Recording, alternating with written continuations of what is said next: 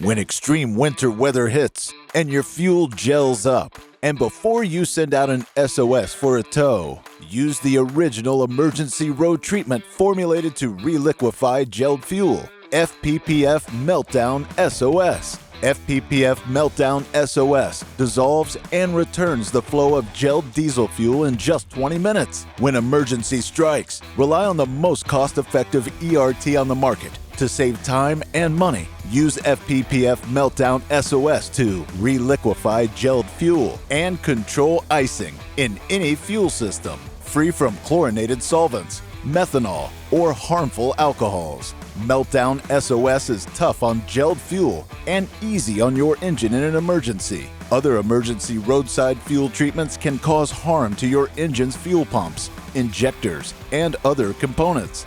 Not Meltdown SOS. Used to remove any gelled fuel from your fuel filter assembly. Pour a 50-50 mix of Meltdown and fuel into your filter housing. Pour the rest of the Meltdown in your fuel tank. Wait 20 minutes and restart your engine, even at temperatures well below freezing. Meltdown SOS keeps diesel fuel flowing, performing in the harshest winter driving conditions.